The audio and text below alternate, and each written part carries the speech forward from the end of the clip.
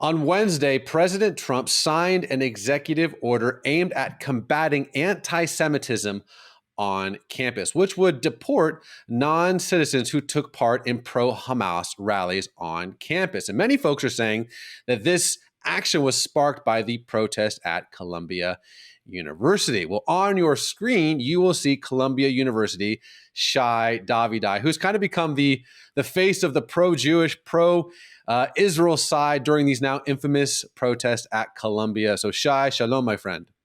Shalom. Thank you for having me. And I have to tell you one thing that I've been described so many times as pro-Jewish, pro-Israeli. I tell people, hey, I am Jewish and I'm Israeli. Who do you want me to advocate for? That I'm not picking jerseys. I'm not picking teams here. This is my family. This is my community. This is my life. I just rather people talk about me as the guy that's fighting terrorism on campus. Wow, wow, wow. Okay, so I definitely want to get your take on the executive order, but I think it's important for us to set the scene because I think a lot of folks say, "Oh, it's protesters. Oh, it's some people, blowing some hot air." I don't think most people really understand what this executive order is even attempting to combat. So, if you could, what is it like standing up for Israel and the Jewish people on Ivy League campuses, specifically Columbia? Well, I tell people that in order to understand what's going on, they need to go back to October 8th, 2023. And the chronology here is extremely important.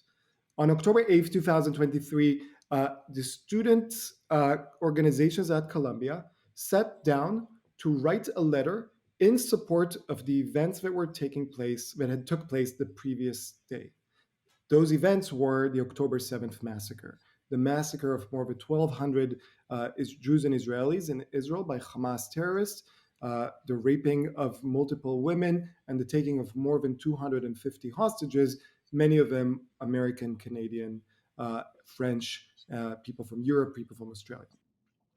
So when people tell you these protests are against the war, they will use words like genocide, which obviously have lost all meaning because they intentionally distort the meaning of the word. But they have to remember the protests started before one Israeli soldier has set foot inside of Gaza. The protests started with Hamas's attack on Israel. That's an important thing to say. When you see these protests, especially for me, was born and raised in Israel. You have to remember, like, I know what Hamas looks like.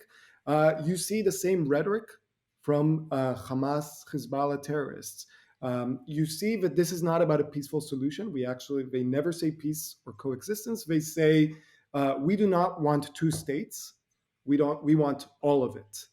There is only one solution: intifada, revolution. So I actually grew up during both intifadas. Intifadas in Arabic literally means shaking off, but in practice, the two intifadas in the Israeli-Palestinian conflict have been bloody attempts at exploding buses, restaurants, suicide bombers, shootings, mass knifings, etc. Now, of course, you can say these are all interpretations, so you can look at the protesters' own words. The protesters at Columbia, and when I say protesters, I mean both students and faculty, have not only expressed open support for the armed resistance, meaning that they support US designated terrorist organizations. They've not only glorified Yahya Sinwar, the former head of Hamas that orchestrated the October 7 massacre. They had this event where they were reading his last will, but they've also been supporting a terrorist faction called the Houthis that is in Yemen, while the Houthis were shooting missiles not at Israeli ships, but at US and British ships. So they were shouting, Yemen, Yemen, make us proud, turn another ship around. So you need to understand that this is not just anti-Jewish or anti-Israeli, this is also anti-American, which explains why you've heard the leaders of Hamas, of Hezbollah, but also of the IRGC, the Iranian Revolution Guard Corps, expressing their gratitude and support for the protesters at Columbia and other campuses. Well, that's very helpful. Thank you for that insight. Let me read you part of the fact sheet that Trump set out, ordering the Justice Department to to do the things like, let me just read it verbatim so I don't get it messed up. The fact sheet said things like he would order the Justice Department to aggressively prosecute terrorist threats, arson, vandalism, and violence against American Jews. He goes on to say, to all the resident aliens who joined in the pro-jihadist protests, we put you on notice. Come 2025, we will find you and we will deport you.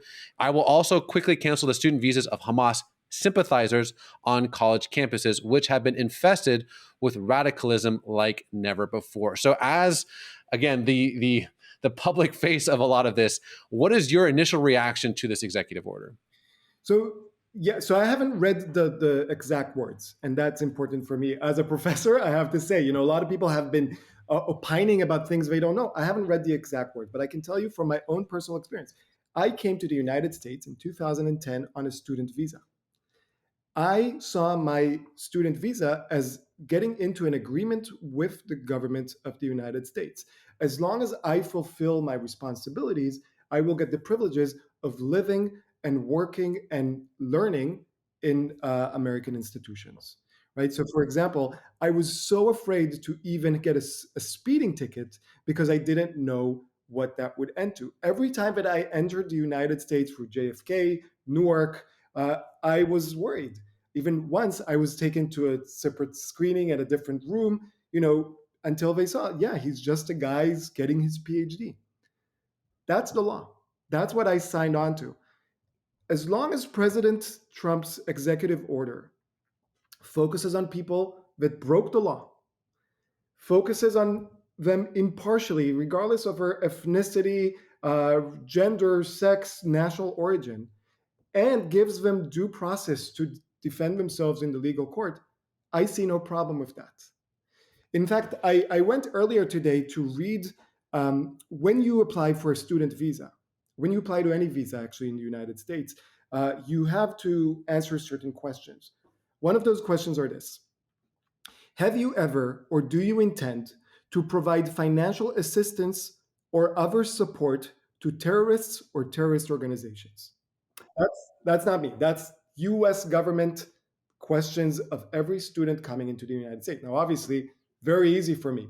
No, of course I haven't done, and nor do I intend to do that. Now, it's important the financial assistance or other support. If you come to the United States or to any Western democracy and express support to the terrorist organizations as they are defined by that democracy, then you should be held accountable for your actions. Again, as long as it's done legally, due process, and impartially, I see no problem. Mm-hmm. Well, I correct me if I'm wrong, Shai. You're still barred from entering Columbia's campus. Is that correct? I am not only barred from entering all Columbia facilities, including the Jewish Center, including the medical facility. I'm also barred from my office.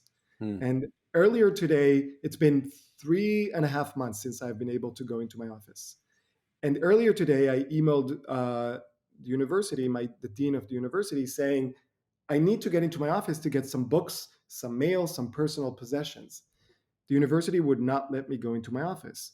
So I said, can my wife come instead of me? You have a problem with me. I've been speaking out and you don't like that. That's fine. Can my wife come and collect some of my personal belongings and things that I need to conduct the work and the research that you pay me to do? And they said, no, your wife cannot enter your office. So now I'm in back and forth through the university's lawyers to get my stuff. But this is how they treat people who speak about what's happening on campuses. I can already start to see the comments on YouTube, and the ones that are going to come up, and I think you're the perfect person to answer this objection. I'm just going to throw this softball up. You hit it however you want. I'm basically giving you an opportunity to respond to probably the most common objection, which is this. Okay, I'm not anti-Semitic. I'm anti-Zionist. I don't hate Jewish people. I just don't like what Israel's doing. And so if I think they're committing genocide or apartheid, whatever, I'm justified in doing A, B, and C. What would your response be? First of all, I would be very sympathetic to everyone. I don't cancel people. unlike some factions in academia and especially in these protests, I don't cancel people. I'll say, let's have a conversation. Thank you for expressing your objection. Let me now explain, as someone who's Jewish and Zionist, what that means. Zionism or anti-Zionism started in Soviet Russia in 60s and 70s as Soviet propaganda to create their own version of anti-Semitism.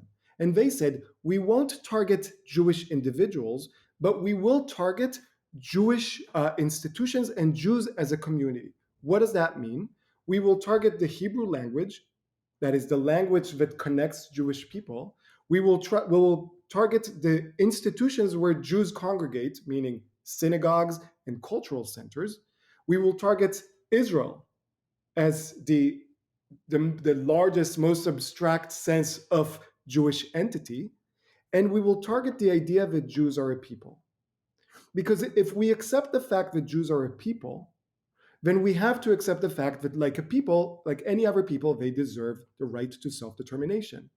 In fact, if you believe that the Palestinians have the right to self-determination, which I personally do, and I get a lot of flack from the right, and I personally do, you should also believe that the Jews have a right to self-determination.